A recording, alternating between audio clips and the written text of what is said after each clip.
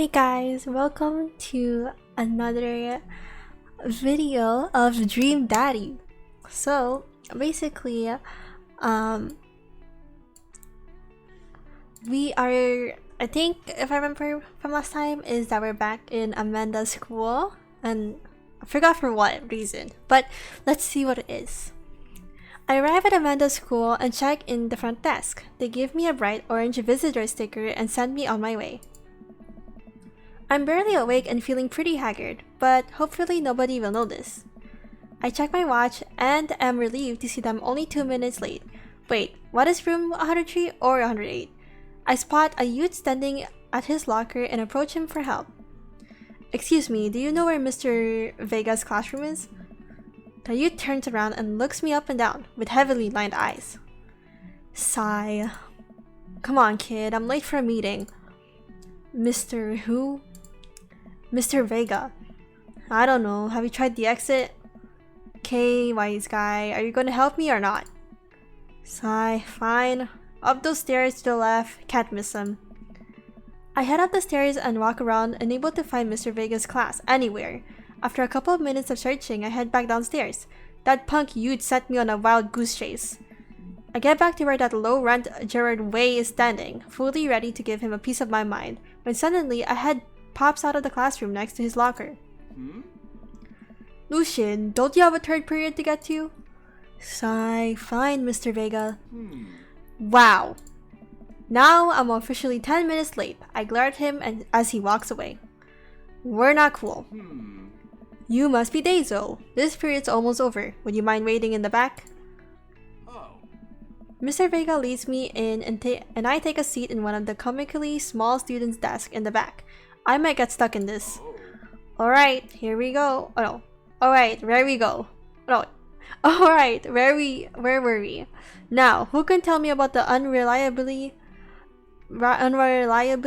of the narrator in J.D. Salinger's Catcher in the Rye? Yes, Colin? Colin stands up and does the thing where he blows into the crook of his elbow to make a fart noise. The whole class erupts in laughter. Alright everybody. Very funny, Colin. Please sit down.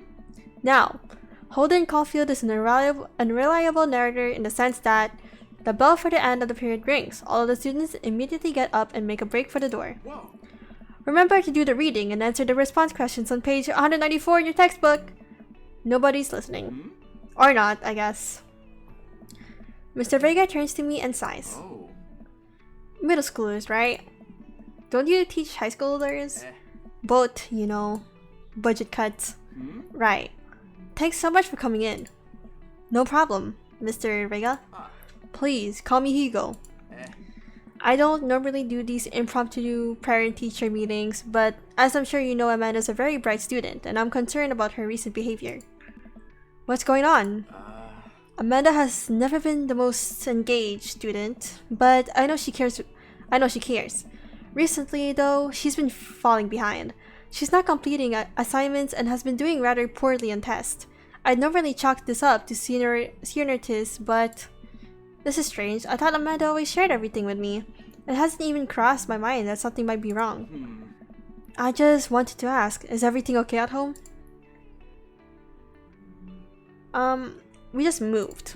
Well, we just moved recently, but it was only the other side of town, and Amanda was more excited about it than I was. See if you can talk to her about it. I know she values you a great deal and would appreciate your guidance. If she keeps heading down this road, I know how important art school is to her, and I would hate to see her miss out on the scholarship money that she clearly deserves. I'll make sure to talk to Amanda. Thanks for letting me know, Hugo. Anytime. On my way out, I stop, thinking for a moment. I turn to Hugo. Hey, Hugo? Yes? Did you ever catch that rye? Yes.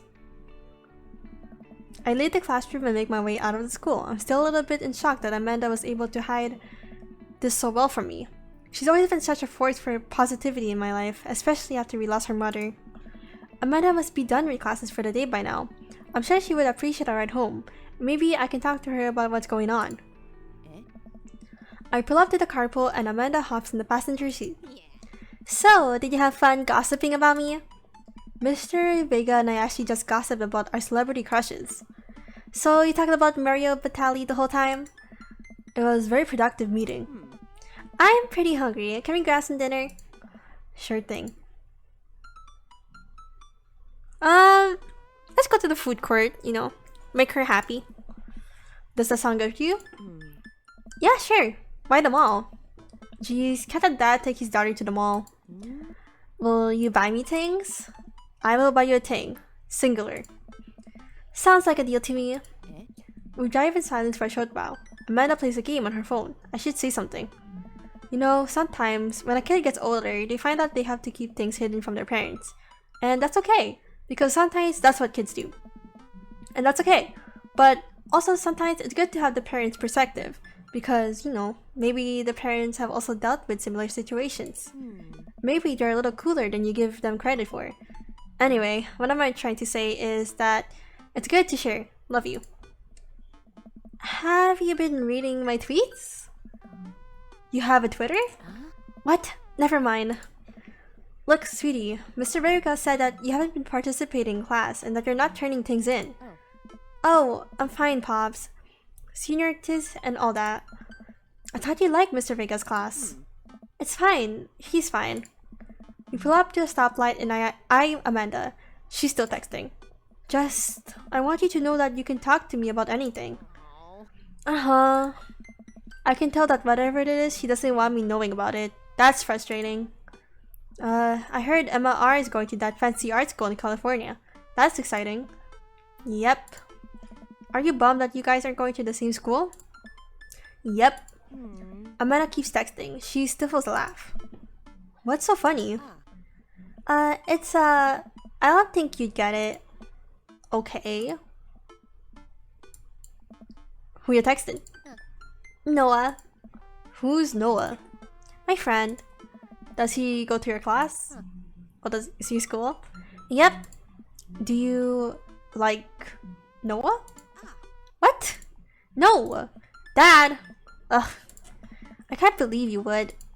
Dad, jeez. Why would you... Ugh.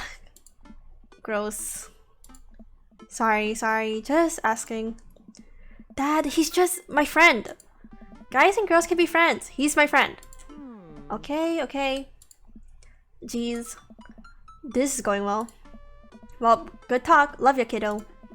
She leans forward and turns off the radio. I guess that conversation is over. To the mall then. Okay. We arrive at the mall, a big indoor shopping center with a couple different floors. It's kind of dead. But that doesn't stop a mall security guard from yelling at a group of loitering teens. Let's eat something disgusting for dinner. Hell yeah. Language, Missy. Heck yeah? Better. We approach the food court and evaluate our options. There is greasy restaurants after greasy restaurants. My heart burns just looking at the menus. Nobody looks happy to be here. What are you in the mood for? Bread dip and sugar? Bread with cheese on it? Or do you just want me to inject some fat directly into your bloodstream? I extend my hand to her. Would you do me the honor of sharing some nachos? She takes my hand with a grin. It would make me the happiest, cheesiest girl alive. We order a giant pile of chips and unnaturally orange cheese from a very unenthusiastic and possibly stoned teenager. We take a seat at a rickety table and dig in. These are bad. These are very bad. But also strangely delicious. We have to eat through the pain. We enjoy the fluorescent cheesy goodness together until we're all out of nachos. So, something's been bothering me for a while. Can you explain memes to me? Sigh. Which meme? All memes. Amanda sighs deeply and places her head in her hands. Dad, it's complicated. See, memes are inside jokes, shared by a bunch of people that gets less funny the more people to do it. So the problem is that by the time a meme gets to you, Dad, all us youths have already done the joke to that. And what's worse than that is that movies and TV and video games will try to jump on in a meme train, but just based on how long it takes to meet them, the meme will be long dead by the time it comes out. So it just dates it and it isn't funny. Oh, poop. What the... Dad, please. Anyway, changing the subject. Rarity now. Wanna go to the God store? What? You know, the one that's all black and tries to establish itself as anti-establishment despite being an exact representation of the establishment? I don't know what store you're talking about. You know, the one where you can buy chain wallets and it's basically an assault on what people fought on so hard against in the punk and hardcore movements of the 70s and 80s. Dude, you gotta be more specific. The one you threw up in that one time. Oh, that one! Amanda runs into the store with me trailing behind her. She makes a beeline for the back. There it is. You can still see the outline kinda. I'm so proud. Speech. Amanda. Speech. Alright, I'll do it if you stop chanting. Amanda stops immediately. I clear my throat. Thank you all for joining us here today to commemorate an historic moment that would forever shape our history. On a day very much like today some 5 years ago, our very own Amanda Ann Crafter had too much blue raspberry slushy on an outing to the mall. After begging her father to take her to Dad, God and beyond to buy rainbow suspenders, she proceeded to throw up all over a display of My Chemical Romance merchandise. Her loving father then had to pay for said merchandise, which to this day remains among our possessions. Thank you. Amanda's moved. She begins clapping. So at first, then faster and more vigorously. Several other patrons turned their heads. One of them also starts clapping. I bow my head. Oh hey, chain wallets! While Amanda busies herself looking at band t-shirts, I try to find something of interest to myself. Not much for a dad to look at in a Dad, God, and beyond. Yeah, I'll check the clearance bin. You know, maybe there's good deals. There's a big cardboard box of marked down items. I'm pretty sure $4 for purple eyeliner is a good deal, I think. I wonder if I would look good in purple eyeliner. Yeah, I would. Look, this is very important to me. I overhear a stifled argument over the cash register. An older gentleman is carrying a garment and showing it to a bored-looking cashier with pink hair. I can see that. Don't want to tell you, dude. I just work here. Oh my. Listen, when I bought this online, the website said this blouse was Victorian inspired. However, when I received it, it clearly held the trademark on Edwardian tresses. Do you want a coupon? I gave you a coupon.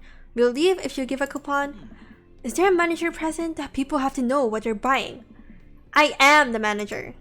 I see. Well, it would seem that I have outstayed my welcome. Good day. Shopkeep. Your superiors will receive a strongly worded letter by post. Whatever, dude. The band whirls around and storms out, his literal coattails straining behind him.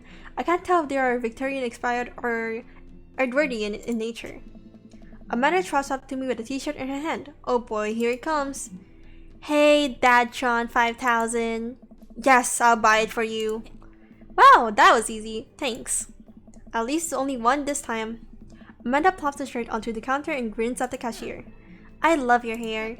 The cashier says nothing and rings Amanda up. Radiating hatred, I hand her a 20. So what was that guy's deal? The cashier rolls her eyes so hard I'm worried she'll pull something. That's Damien. He's in here all the time. He's obsessed with Victorian fashion or whatever. She hands Amanda her bag and it's clear the conversation is over. We make our way out of the store and head home to get some rest. Amanda and I sit on the couch trying to find something to watch over bowls of ice cream. Oh cool, Long Haul Paranormal Ice Road Ghost Truckers is on. Your favorite, right? Oh, yes, they have to make it over the Canadian tundra before the ice road melts, but also they're hunting ghosts. Also, the trucks are haunted. This is an episode I've already seen, but it's one of the best. Colum and Flint Dugbone, the twin brother truck driving and ghost hunting duo, find themselves in the greatest peril yet. Oh no, the ghost done got control of the truck. I can't steer on them damn ice roads. Let me use this EVP meter to try and communicate with the spirits. Flint, we're about to die! Ah, oh my god, if you listen carefully, it sounds like it's saying, you're going to die. That's because we are about to die, This is art. The episode ends and Amanda excuses herself to go and starts arguments on the internet. I stay up a little longer, curious about the exploits of Colum and Flint. dog bone. After the destroyer's ice road accident afterward, I crawl into bed and get a good night's sleep. That was a lot of talking. Okay.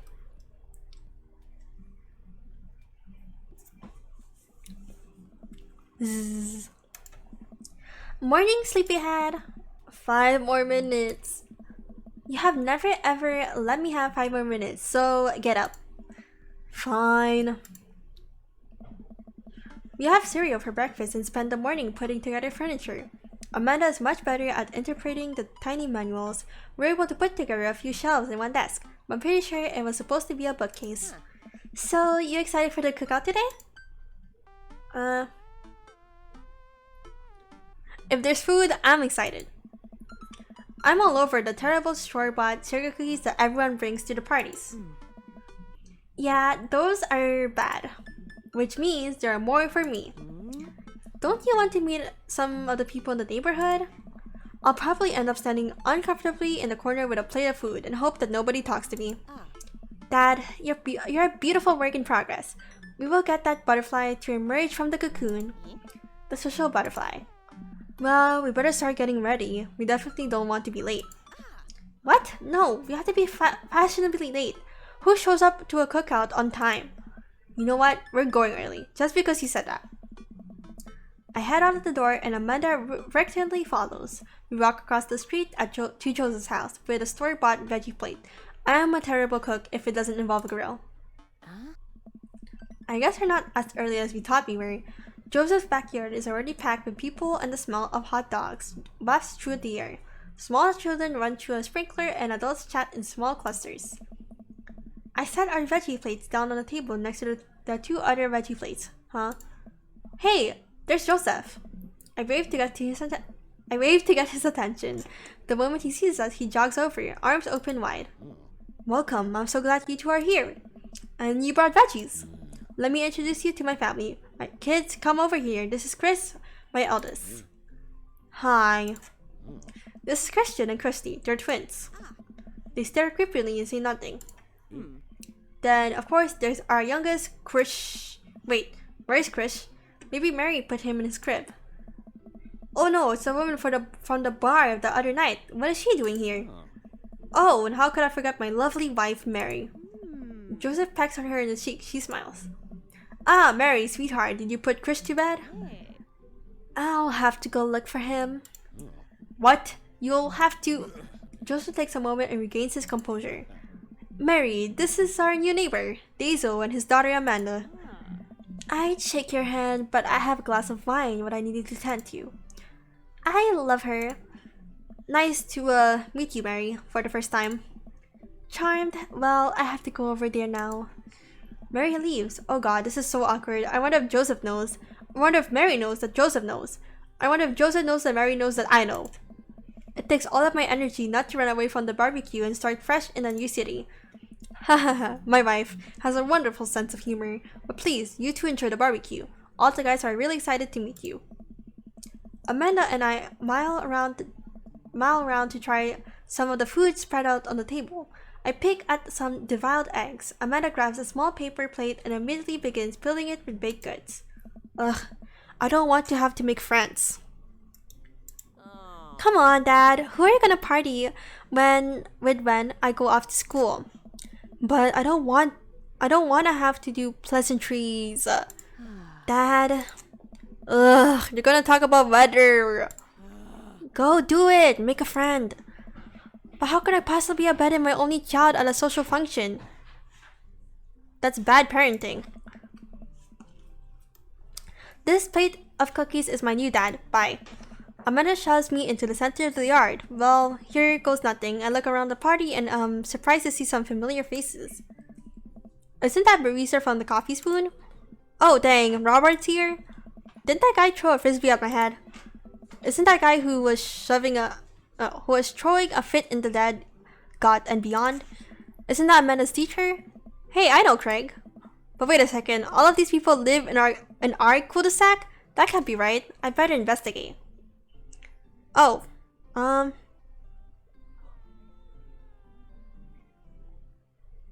let's talk to Craig. Okay, I like this one and this one. Okay, so this is Craig, Hugo, and Matt. Okay. Matt and Hugo seem to be embroiled in an intense discussion. Craig looks on, smiling politely. I walk over to say hello. Well, I don't think it's fair to try and compare two art movements like that. Periods in art only exist because they're a unique byproduct of the social and political climate of a time and place. And do try to take something like, say, that Rococo period and compare it to postmodernism in America. You're completely degrading the context in which a work of art is created. Matt and Hugo seem to be so busy talking that they don't notice me. Craig leans in. Dude, I have no idea what's happening. Yeah, listen to Matt and Hugo. That kind of comparison just eliminates the reason art movements are so important in the first place. You're not wrong, but I think there's no harm comparing one work of art to another. You could definitely see one painting is better than another if you're evaluating technical skill from a purely formalist standpoint. If I showed you a Matisse and then something by the Dutch masters, which one would you say shows more technical prowess? I am so lost right now. I shoot a worried glance over to Craig, who returns it. Well, sure, you could say that Dutch masters were technically more skilled, but I would argue that with the Dutch masters were better painters, Matisse had better paintings overall. I'll be honest, I have no idea what you're talking about. We were just discussing the importance of context when talking about artwork. Listen, all I asked was if you liked Van Gogh or Picasso better. Hugo throws up his hands in frustration. But they represent two completely different art movements. How could I possibly choose between the thick, creamy impasto of post-impressionism and the abstractionist beauty of cubism? Man, that's all the way above my head. Me too. Haha, it's all good, man. The cool thing about art is that we all perceive it differently. A single piece could have a totally different effect on each person that looks at it, and that's awesome. Just 1 minute about that. Hugo, please. Sorry, I get really fired up about art stuff. Daisel, how are you liking the neighborhood? It's pretty nice. Everybody's been super friendly. Seems like your daughter is fitting in just fine. Matt points across the yard to where Amanda, Daisy, and another young girl are playing. They're all sitting across the light in the grass, picking weeds and weaving them into little flower crowns. It's pretty adorable. The girl I don't recognize jogs over to us. What is it, sweetheart? It's a flower crown. I thought you'd look cute in it. Well, there's only one way to find out. Matt takes the flower crown and places it on top of his head. Am I cool now? The girl stares at him, thinking it over. Nope, but you're slightly less uncool than you were before you put it on. Ha ha. Hey Daisel, this is my daughter. Hello. I'm Carmencita.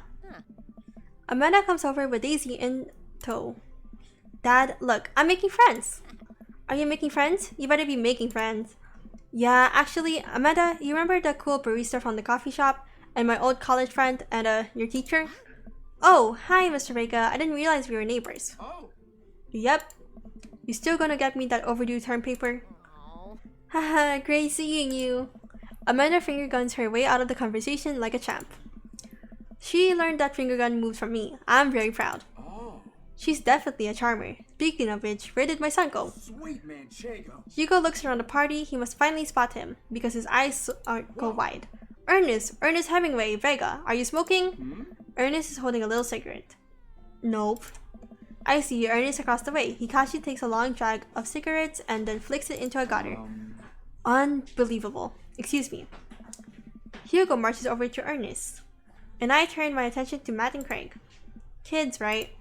Man, I do not envy Hugo. The last barbecue we had, Ernest tried to shove a sparkler down Joseph's pants. Nearly burned down half the yard. And the barbecue we had before that, he actually burned down half the yard. And then spread onto my lawn and burned down half of my yard too. Hugo walks back over to us, practically dragging Ernest behind him. Hey everybody, sorry about that. Daisel, this is my son Ernest. Hello. Ernest looks away, sulking, his hands shoved deep in his pockets. Hugo nudges him impatiently. Hey. Nice to meet you, Ernest. What grade are you in? Doesn't matter. Ernest! Okay, look, I'm in 8th grade. God, are you happy now? I'm sure you were just dying to know. Yeah. Good luck. Good for you. Oh. Can I go now? I'm tired of talking to old dudes who blame my generation for the failing economy. Ouch. Ernest! Oh yeah, because I'm totally embarrassing you. Ernest puts earbuds in and storms off to stand in the corner. Well, that was certainly something. He seems nice. Hugo puts his head in his hands and sighs. Oh. I'm sorry, he's having a really rough time. As much as I want to be the cool dad, I have to be the auditorium dad, and he clearly resents for it. I mean, I think as a dad and a teacher, that's about as authoritarian as you can get. Honestly, are you any of us cool dads? Is it even possible to be a cool dad? What? I'm cool as a cucumber. See? That right there, you can't say that. My kids think I'm cool. But for how long, Craig? How long do we get to be the cool dads? I don't know. I think we just have to accept the fact that as dads, we become the machine we once raged against and accept our fate to unironically wear socks with sandals. Your kids may think you're cool now, but the moment they hit puberty, you're doomed. Amanda's 18 and she still thinks I'm cool. I yell across the yard to my daughter. Amanda, I'm cool, right? Amanda just laughs. She keeps laughing. I see your point. Oh. As much as you all wanted, I don't think it's as important to be as cool dads as it to be a good dad. We can't all be best friends with our kids. It just doesn't work. I mean, look at me and Ernest. Our job as parents is to make sure our kids turn out okay. Yeah, you're right, but it'd be nice to have it both ways.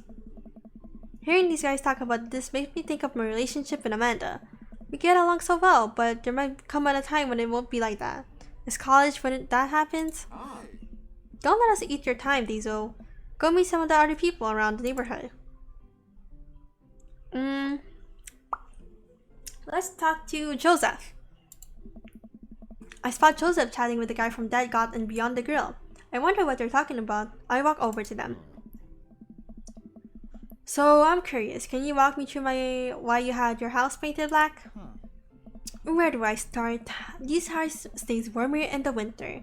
It provides an artistic contrast to the rest of the neighborhood, and it complements the crimson interior perfectly. It's definitely an interesting choice. Thank you, I'm very proud of my abode. Dazo, I was just having a conversation with Damien here about this. Aesthetic design decisions. Damien regards me up and down with a warm but critical eye. How do you do? I don't believe I've had the pleasure. I think I saw you in Dead God and Beyond the other day. Damien's face turns bright red. I must apologize for my behavior on the day. You see, I take the God lifestyle very seriously, and to be caught in a ruse by such a corporation as Dead God and Beyond was profoundly frustrating indeed. I hope you know that while my anger may have been justified, it was no such way for a gentleman to act. It's okay, man. Do tell about yourself. Are you new to the area? Yes, my daughter and I just moved in the other day. She was the one I took to Dead God and Beyond. Very good taste on her part. She does partake in the God lifestyle. I think for a second. I think for a second I look over to Amanda, who's hanging out with some of the older kids in the neighborhood. What? Hey Amanda, would you consider yourself God? Amanda yells back. I wouldn't necessarily try to fall under any one specific label, but I guess if I had to choose, I would more describe myself as twee hipster with some normcore leanings. Bats are cool though. Pity. Are you enjoying the party so far? Oh, definitely. Thanks so much for putting this on. It's nice to be in a cul-de-sac where everyone is so friendly and welcoming. Amanda walks up to the conversation. I also like The Lost Boys a lot. Really good movie. Does that count as God? That it would be my dear. I don't believe we had the pleasure of meeting. Damien Bloodmarch at your service. Damien finishes the sentence with a flourish and a bow, producing a single rose and offering it to Amanda. Amanda blushes and returns the gesture with a curtsy. My, do you know how to treat a lady? Hello, Amanda. Seemingly out of nowhere, Joseph's twin kids appear. Are they speaking in unison? Hey.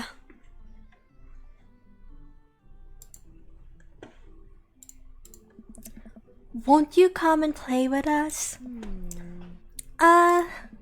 Come play with us forever. Guys, enough with the creepy twin shtick. We've talked about this. Christian and Christy slowly back away. Where do you think they got that from? Mary falls into conversation, wine in hand. I don't know. Mary takes a long sip of the wine. I think I might have taped over a Veggie Tales VHS with The Shining.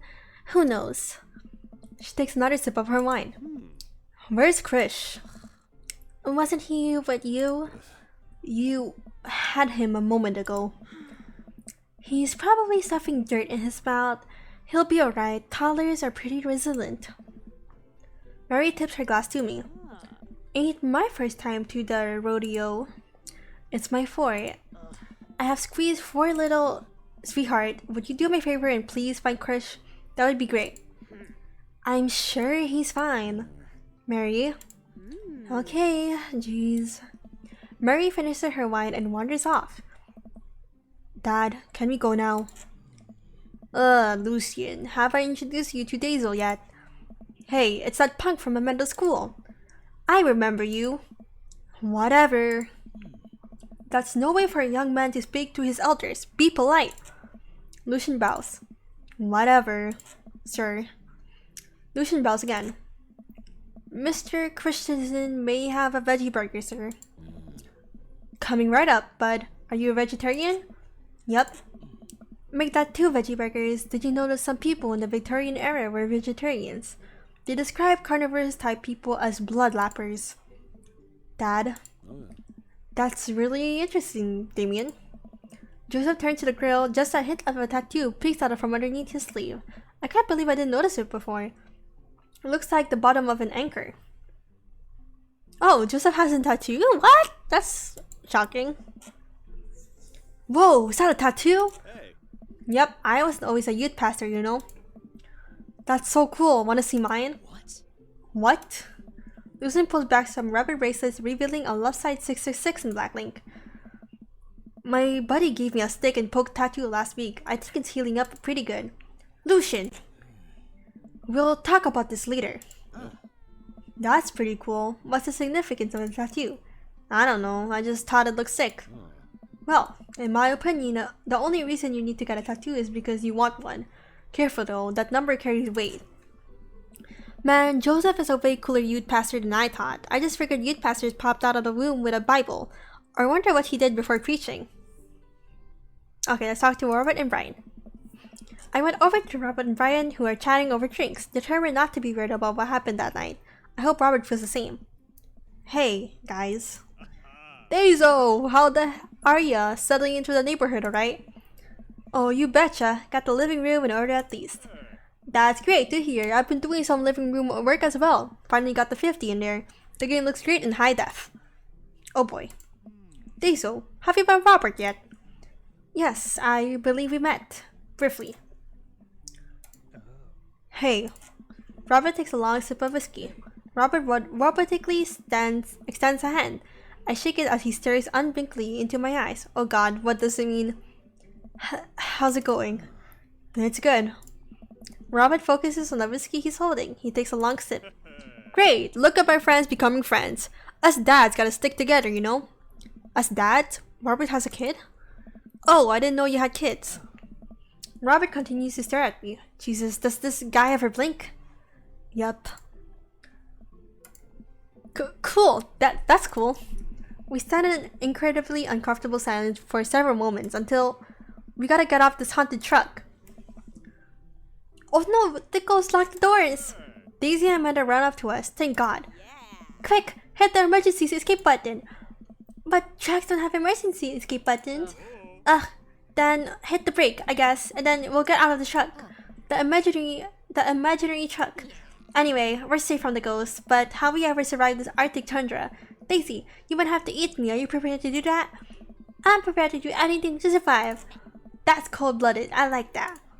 Although I'm not sure I have the materials required to properly cook you.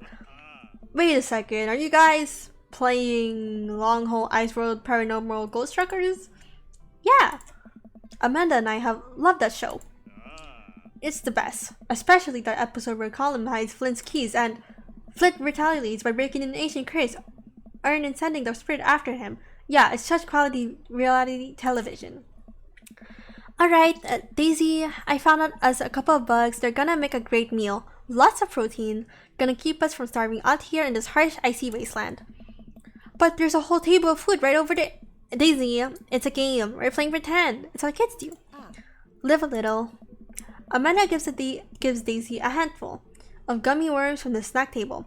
They eat them with mock disgust. Let's go find kind of thing for the fire. Okay, but not an actual fire. Because we're playing pretend. Now you're getting it. Daisy and Amanda run off with a cute couple of kids. I turn my attention back to the conversation, but wait, where did Robert go? I skim the party and finally find him in the corner talking to Mary. Does he not want to talk? Man, I've never seen her get along with anyone so quickly. I snap out of my Robert-induced haze. I guess Amanda just sort of has a way with kids. That's kind of amazing. Daisy doesn't really get along with kids her age. It's nice that he does not try to get one up on this time. Maybe we can have a regular friendship after all. Really? She just kind of keeps to herself. Her teachers say she spends every recess in the library. I think the other kids are intimidated by her intelligence. There it is. I wouldn't worry about it too much. Amanda was shy at Daisy's age too. She used to have a habit of crawling under tables and crying every time we took her to a restaurant. She bit people too. Oh ho ho, kids, right? Gotta love them. You're required to obey law. Well, since they're getting along so well, maybe we should try to put together a little play date for them. Yeah, that'd be nice. Well, I don't want to take up too much of your time. Go meet some of the other fellas. And with further ado, let's work some magic. Joseph closes his eyes, takes a deep breath, and gets to work. With the greatest of ease, he sets patties on the grill, flourishing as he flips his spatula in the air. It's easily some of the best grill work I've ever seen. You guys think this is my first time in front of a grill? He's working faster now, effortlessly tossing the cheese onto patties, and perfectly grilling onions on the side, one after another. The dads take notice and crowd around Joseph to admire his masterful technique. You probably didn't show this Daisy, but Joseph's known around here for his grillmanship. He's ungrillivable. I tried to get on his level, but I just can't catch up. Let us keep studying. He has a rare quality about him. Mustard, we keep talking about this. Can't we just appreciate the artist? I've never seen him make a mistake. Okay, we need to stop. This is getting too cheesy. Please stop! All the children at the party boo the glorious display of puns in unison. Alright guys, the food's ready. Please form an orderly barbecue. Okay guys, we're gonna continue this later and we're gonna see what happens next. I hope you guys enjoyed, and yeah, thank you for watching. If you guys want to support me, go ahead and like and subscribe and comment down below. Anyway, see you guys later. Bye!